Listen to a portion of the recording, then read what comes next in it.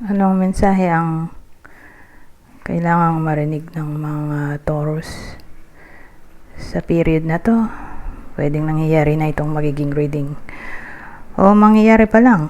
Kung hindi man para sa inyo itong magiging reading, edi baka para sa someone na malapit sa inyo o kakilala nyo mismo. Baka may lumabas na gender, mamaya gawin nyo na lang energy. Masculine at feminine energy. Pwede rin naman na, huwag nyo nang pansinin ang gender. Hindi ko masasabi kung anong magiging reading, kung positive ba o negative. Depende sa kung anong mapipick up kong energy. Walang masama kung papanorin ang sun, moon at rising sign. Kasi baka alinman sa mga yan ay mag-resonate na sa sitwasyon nyo.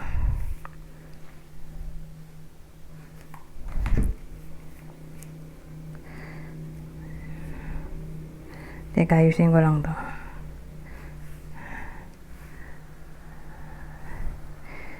So, may bida ba tayo dito? Wala.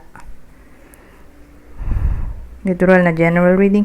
Pero mamaya gagamit ako ng clarifier cards. Baka dun may lumabas na description ng bida. Kasi maganda kung may description para malaman nyo kung kayo ba yung bida, person nyo o kakilala nyo. So, sa ngayon meron tayong 8 of Wands, 9 of Swords, 3 of Wands, ano to? 10 of Swords ito.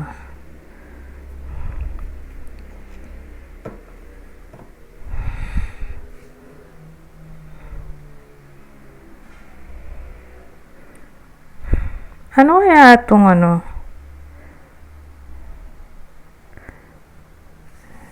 10 of Swords. Bakit? 10 of Swords. Ano ba to? 8 of Wands. Tapos na part na run ng 9. Diba? Ito. Tingnan natin. Anong nangyari sa 8 of Wands? Bakit lumabas ang 9 of Swords?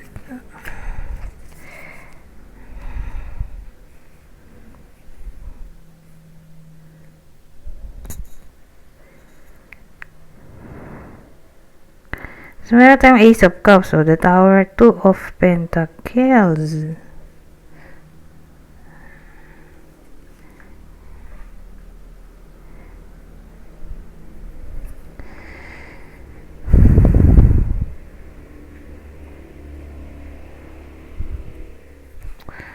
So, ano to? Mukhang long distance relationship ito. May shocking news. Sudden event.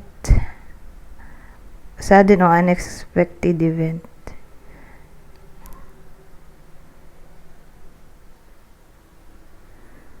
Na nangyari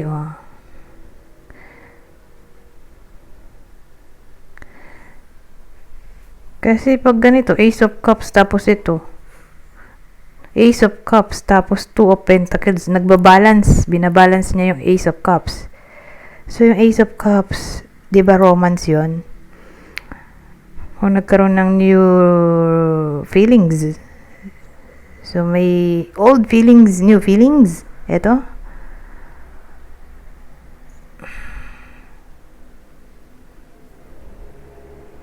O pwedeng hiwalay na sila. Case to case basis. Whether nangyayari na to o mangyayari pa lang, pero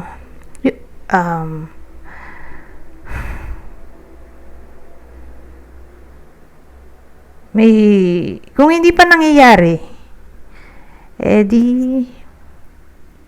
yun nga, ang shocking news ay cheating.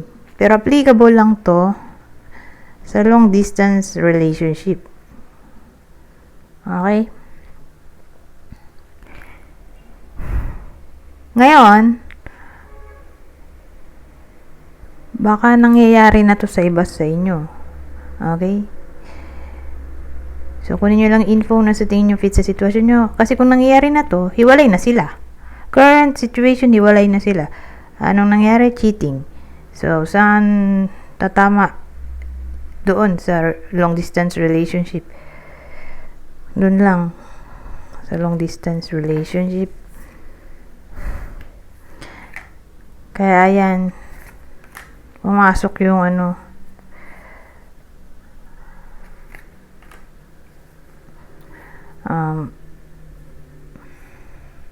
pumasok tong Nine of Swords na may someone na hindi makatulog, nag-worry, maraming kinatatakutan,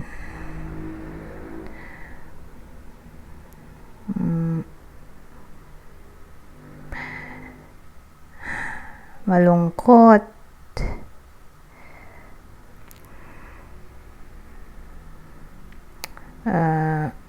may insomnia, depressed, na trauma,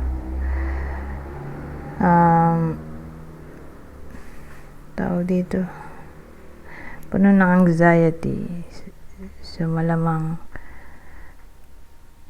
itong nakakaramdam ay yung original. Okay? Yun nga lang, di ko masabi ko sino, babae ba o lalaki yung victim dito or bida. Wala pa nga yung lumalabas na information tungkol sa bida, pero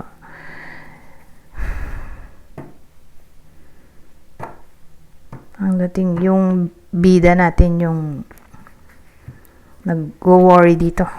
Okay? Yun nga lang, di ko masabi sa ngayon kung babae ba to, lalaki, or energy, kundi gender. Ngayon, may 3 of wands tayo. So, may someone na naghihintay. Maaring yung bida natin, naghihintay siya. Bumalik yung partner niya. Kasi, malaki chance mag-iwalay sila eh.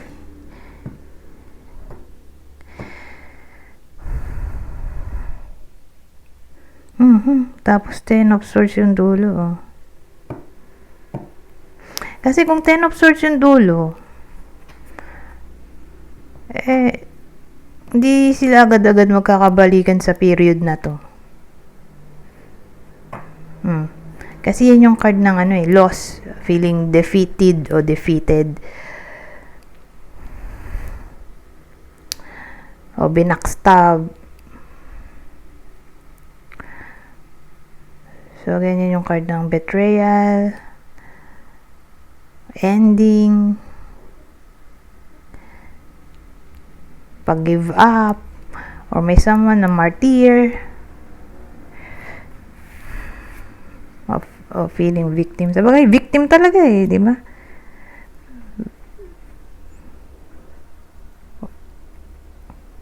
Victim yung bida natin. Pwede rin naman yung nagloko, yung feeling victim, kaya daw niya nagawa yun, yung pag-cheat, kasi binilame niya yung sisi ba, o yung kasalanan niya dun sa partner niya. So parang gaslighting na yung nangyari.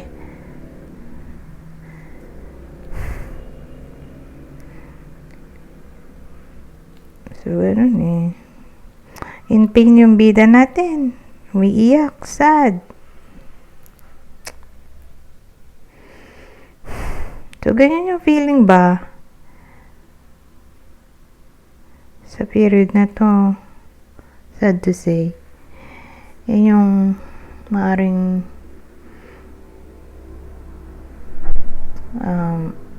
maging sitwasyon nung bida natin sa period na to. Na para bang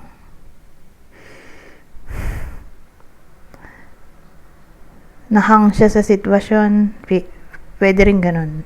Hindi niya alam kung anong gagawin niya.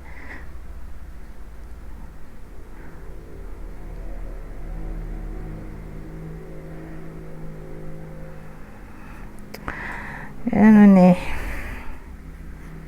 Anyways, sa period lang naman na to. Okay? Hindi naman siya panghabang buhay, pero yan yung maaring maging sitwasyon ng bida natin. Kaya lang wala nga lumabas na bida. So, ito yung possible bida natin. Babae ba to o lalaki? Pwedeng gender or energy. Tingnan natin yung description ba. Yung bida natin.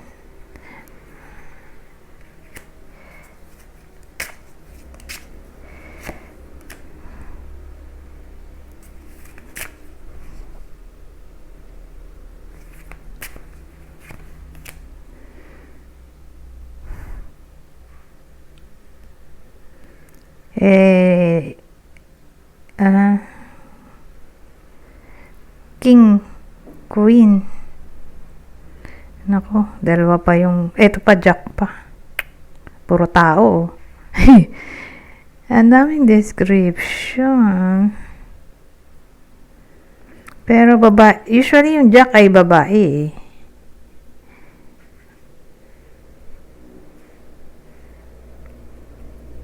O page. Ito babae din. So, mag-stick na lang tayo sa babae. Ito lalaki to eh. Ito babae. So, babaeng tao o lalaki. Pero introvert siya. So, ganun. Babaeng gender or pwede rin sa lalaki kung introvert. Ngayon, paano ma-identify to? May someone dito, may edad na eh, sabagay. Ay, King of Spades pala to, oh. Queen of Spades, pare silang Spades. Malamang mag-ex sila. Kaya Spades yung lumabas, or Swords. Pero since King Queen, siguro tatama to sa mga 40. 40 pataas o may apo na sila. 40 pataas na lang siguro yung edad. Mag-stick tayo doon. Pero pag ganito, more like nanay, tatay na itong mga to eh. Yung ibang case nga, actually, pwede itong grandparents na.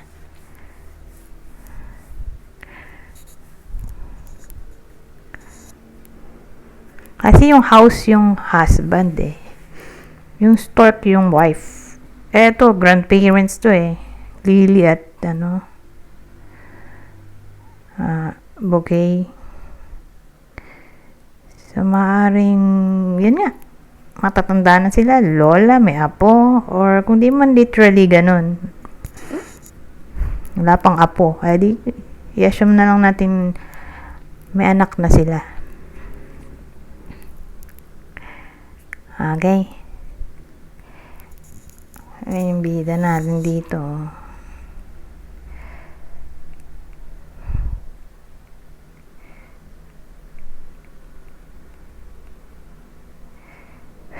Ngayon,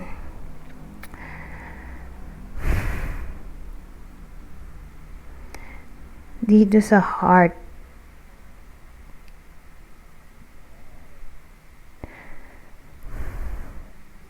ano bang description na itong heart na to?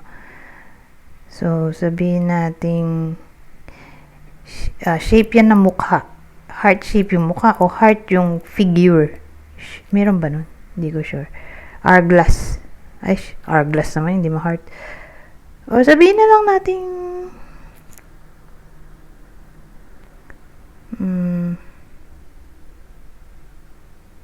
love. May loving. Probably yung babae yung loving katabi niya eh. Katabi niya to. So, yung babae yung loving, caring. Kasi, tapos, siya rin yung naloko. Biruin mo yun. Nasa kanya na lahat ng magandang katangian. Pero naloko pa rin siya. Diba? Bakit ganun? Minsan daw kasi may mga taong hindi makontento. Or nagsasawa sa taong masyadong mabait. Kaya nga, sa panahon ngayon, mas gusto na yata ng mga lalaki. Yung mga, may attitude na babae. Diba? Ang weird. Kung sino pa yung may attitude. Yung pa yung nagugustuhan. Pero sabi sa mga nabasa kong survey, kaya daw nagloloko yung isa sa maglovers kasi daw nawawala yung spark. So, bakit nawawala yung spark? Kasi, naging routine. Alam na nila yung mga susunod na mangyayari, naging predictable. So, pag ganong predictable, walang excitement. So, yung daw topic na uncertainty, yung nagkukos ng spark. Kaya dapat daw wag masyadong mabait or wag ibigay lahat-lahat sa partner. Kasi nga, pag ganun na feeling niya, hindi mawawala sa kanya yung partner niya.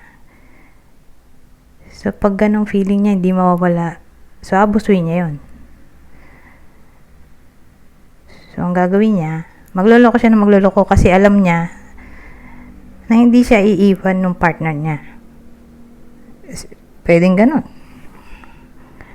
Yung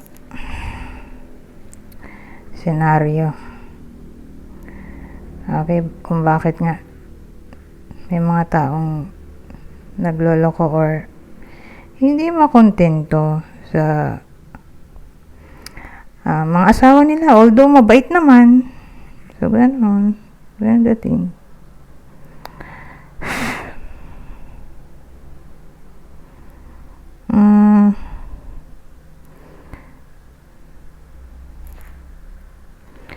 So, maaring nagpapakulay yung babae siguro. Or, ewan ko kung sino sa kanila yung nagpapakulay ng buhok. Pero malaki ang chance na may someone na nagpapakulay ng buhok. Pero tingin ko yung babae yun.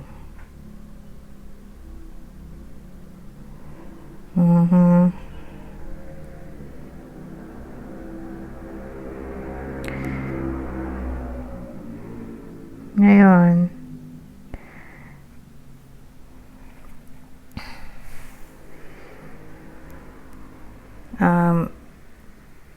ibang case, yung kulay ng buhok niya, kakulay ng heart, red, purple, basta color na hinaluan mo ng red, kung hindi man purong red, so sabihin natin orange, copper, ginger, auburn, ano pa ba mga kulay ng buhok? Isama na rin natin yung brown, golden brown, reddish brown. Yung matitingkad na kulay ba na parang pinagsamang brown at red.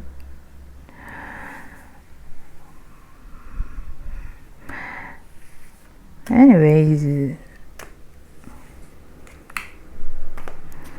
parang na-boring na ba?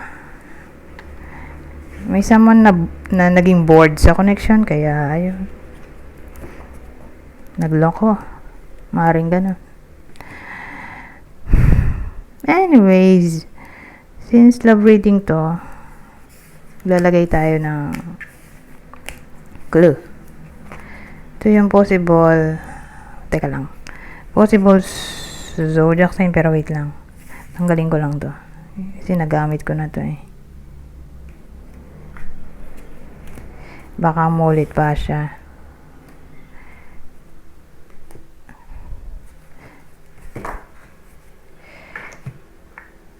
Ito yung possible zodiac sign ng partner o person ng bida sa kwento. So, syempre, yung bida natin ay Taurus.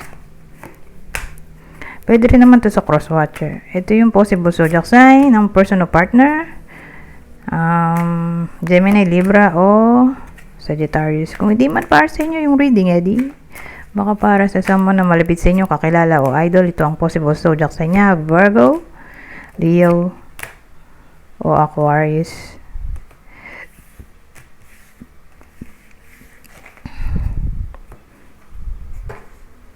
Ngayon, ibang description.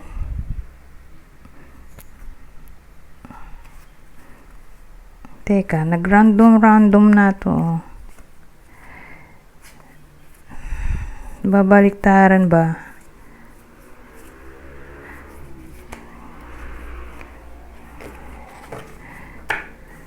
Maya ko na ayusin. So, iba pang clue. Same instruction. Kung hindi man tumama sa inyo yung clue, edi baka tumama dun sa person nyo kakilala o idol. Kunin nyo lang yung clue na sa tingin nyo ay fit sa sitwasyon nyo. So, may someone na payat. Skinny eh. Beauty mark. So, may someone na may beauty mark. So, paano yung beauty mark? Magaling mag-makeup. May taling siguro. Nunal. Anything na sa tingin ng iba sa inyo ay beauty mark. Kanya-kanya kasi tayo ng opinion. May iba na pag nakakita ng balat, beauty mark yun para sa iba. Lalo na kung yung tao ay may Venus in Aquarius. Tingin nila yung balat, peklat, kahit mukhang pangit sa iba. Sa kanya, dun sa taong may Venus in Aquarius, gandang-ganda siya dun. Kasi unique eh. So, depende. Kung yun nga, may sakit sa balat, sabihin natin pangit sa ibang tao, pero dun sa taong yun na may Venus in Aquarius, gandang-ganda siya dun kasi nga, kakaiba. Okay? Yun ang gusto niya, kakaiba. Kakaibang feature. Okay? Hitsura ng tao. So, hindi sila napofall sa kung ano yung standard ba. Example, model, maganda, gwapo, mayaman. Dun sila sa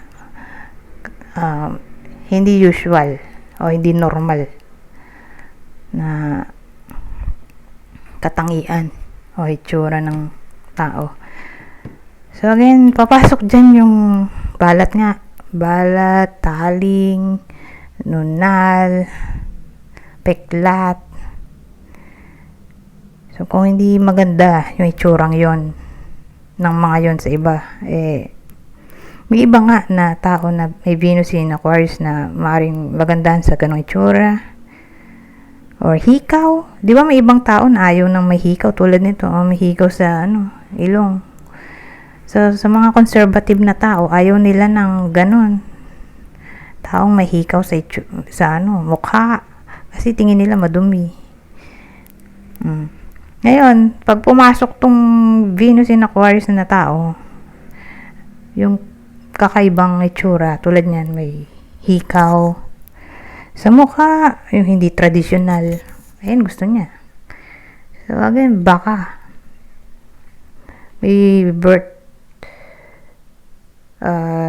chart placement na may kinalaman sa Venus in Aquarius. Or pwede rin namang yun yung parang palatandaan. Okay? Yung mga nabanggit ko. Kung paano ma-identify agad-agad yung bida sa kwento.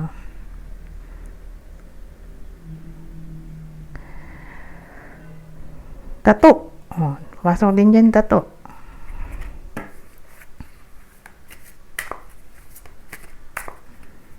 So, kung di makeup, yun nga. Papasok ang tattoo. Anyways, ito, Black o African American. So, kung hindi literal na Black o African American yung tao, baka nasa Amerika o Africa. May taong nasa Amerika o Africa. Or baka foreigner, yung partner in general, regardless kung anong nationality. Pwede rin ganun, foreigner o long distance relationship. Ngayon, ibang case ay baka maitim. So, yung kulay ng tao ay maitim. So, pwede rin ganun. So, kunin nyo lang yung info na sa tingin nyo ay fit sa sitwasyon nyo. So, diyan papasok yung dark skin.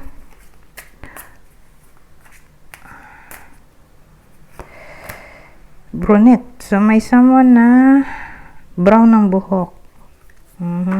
Sa bagay, kanina na-describe natin yan, di ba? Yung nagpapakulay ng buhok. Probably, babae yan.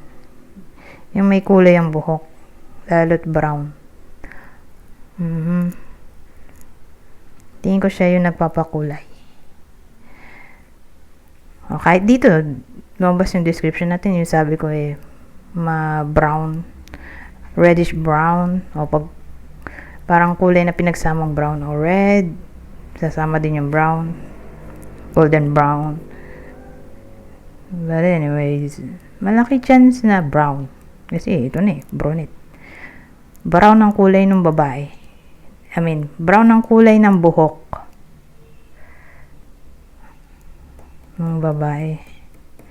Malaki chance.